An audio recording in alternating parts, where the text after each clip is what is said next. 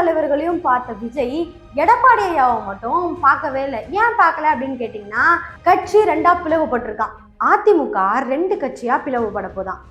ஒரு கட்சியை சேர்ந்தவங்க எப்படா ரெண்டா பிளவுபடுறாங்க அப்படின்னு கேட்டீங்கன்னா, விஜய் அவர்கள் என்ன பண்ணியிருக்காங்கன்னா, நம்மளுக்கு எப்படியும் அரசியல்ல பிரச்சனை தான் வரப்போகுது, நம்ம வேற திமுக கூட கூட்டணி இந்த கட்சிகள் எல்லாம் கூட்டணிக்கு வர வச்சிருக்கோம், ஏதாவது பண்ணி திமுக அவங்கள ரிட்டன் கூப்பிட்டுக்கிட்டாங்கன்னா நம்ம என்ன பண்றது அப்படின்னு விஜய் அவர்கள் யோசிச்சிருப்பாங்க போல. அதனால அதிமுக கிட்ட போய் ஆதரவு கேட்டிருக்காங்க.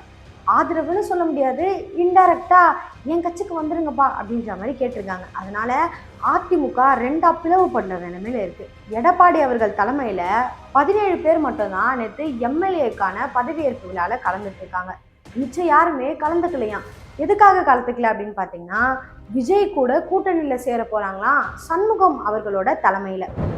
மக்கள் தீர்ப்பை ஏற்று இன்றைக்கு வெற்றி பெற்றிருக்கிற முதலமைச்சராக இருக்கிற தமிழக வெற்றி கழகத்தினுடைய தலைவரை, அந்த ஆட்சியை ஆதரிப்பது என்று அனைத்து இந்திய அண்ணா திராவிட முன்னேற்ற கழகம் சட்டமன்றத்துடைய கூட்டத்திலே தீர்மானம் நிறைவேற்றப்பட்டு முடிவெடுக்கப்பட்டது.